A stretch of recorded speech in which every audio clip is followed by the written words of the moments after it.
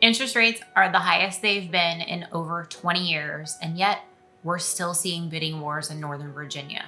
What gives? This is one of the most challenging real estate markets we have ever seen in Northern Virginia. I'm sure that applies to other areas as well. But focusing in on Northern Virginia today, I get this question a lot, and understandably. We are experiencing rates that are higher than we've seen in literally decades. And yet, so many properties are still receiving multiple offers and going into bidding wars, and contingencies are still being waived. So what gives? The bottom line is it's supply and demand, and our inventory levels are desperately low right now. To put some perspective, I always like to go back to 2019 because that's our last somewhat normal market, at least pre-pandemic, before all the craziness started. Our inventory is 43% lower than it was this time in 2019. 43%. That is a massive number. And fast forward, even if we take a look at this time period in 2022, just a year ago, we're still 18% lower on inventory during that time. It makes sense though. So many of you and homeowners in general have a 3%, a 3.5%, heck, maybe even a 4%. And you might want to move, but you're not going to move when, at the time I'm recording this, rates are in the high sevens. It just doesn't make financial sense. I wouldn't move either. So people who are selling right now, they've got a huge reason. They have to move. It could be for a new job in another area. Maybe they have completely outgrown their space and their family is growing very soon and they just simply have to have more space. Maybe it's a life change. Whatever it is, there's a very powerful reason that sellers are selling right now. And the rest of us are just sitting on the sidelines going, no, thank you. I'm going to keep my current interest rate, even though I really don't love my house right now. I like it enough that I'm staying and not making that financial mistake. So that means there's hardly any inventory coming on the market. Right now is probably the most inventory we're going to see until 2024 because we are creeping in on the holidays and the seasonal slow. It's very normal for things to slow. Typically, I see it slow, at least in my business, after Thanksgiving, and then it will pick back up right after the Super Bowl. So if you are looking to buy right now and going, hey, I see houses that I like. As soon as I go see them, there's a pile of offers. I'm tired of competing. What am I supposed to do? Well, I don't really have a good solution for you because, again, right now is probably the most inventory you're going to see. And something that I think a lot of buyers are overlooking right now is the cost of waiting. There are a lot of buyers on the fence because, these interest rates, we're not used to these numbers. It's perspective. But there's a cost of waiting right now too. Because the other factor in the current market we're in is home prices are rising. They're not going down. Depending on what area of Northern Virginia you're in, average 5 to 6% this year, but some areas it's even back up into double digits. It's 10%. That's a lot of appreciation. So if you are renting somewhere or even living with friends or family while you're waiting to find the right house or maybe waiting for interest rates to go down, you're losing out on all that appreciation.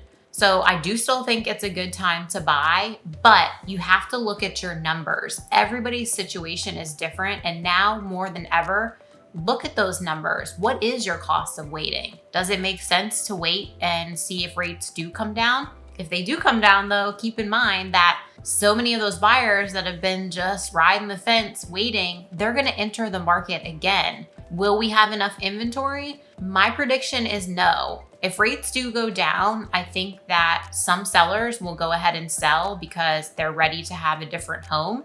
But at what threshold do rates need to get down to for those sellers to be able to go, okay, I know I'm gonna have a higher interest rate and I'm buying a more expensive house, but it's still worth it to me? I can't answer that. My guess, prediction, whatever you wanna call it, would be somewhere in the mid fives. But that's a guess. I don't know that. Neither does anyone else. Nobody can predict these things happening. Rates will eventually come down. When? Your guess is as good as mine. I am not going to sit here and say, yeah, I know when rates are going to come down. If I did, I probably wouldn't be selling real estate or making this video. So you really have to look at your individual situation. The other thing that I keep hearing a lot and getting asked a lot is, why are so many contracts falling out? In the United States in September, 60,000 contracts fell through. Part of that is because interest rates went up again. And with that, some buyers who were under contract then couldn't afford the home because they were already at their max. So when the rate went up, they're not pre-approved anymore. They couldn't get the loan. Other reasons are buyers are getting cold feet and going, oh my gosh, like maybe I really don't want to buy right now because rates are high, rates are high. I won't disagree with you. Rates are not what we're used to. Are they high?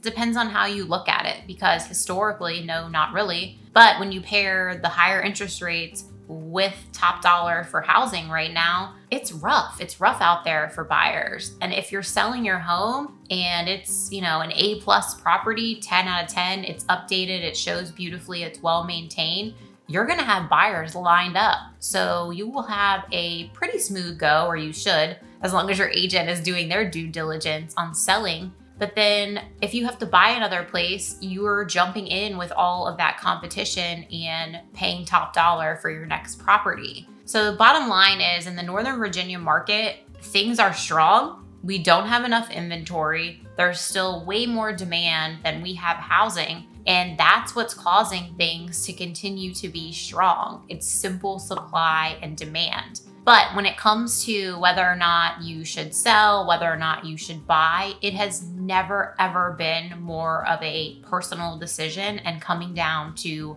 the numbers. You have to dig into the numbers. Your agent and your loan officer should be helping you with that, but find out what makes sense on paper from a numbers standpoint to do. Now, if you don't care about the numbers and you just want to move, well, then that's great. And obviously go ahead and make your move. But for most of us, myself included, I need to see that the numbers make sense. And in most cases, if you're already a homeowner, quite frankly, they don't, unless you absolutely have to move.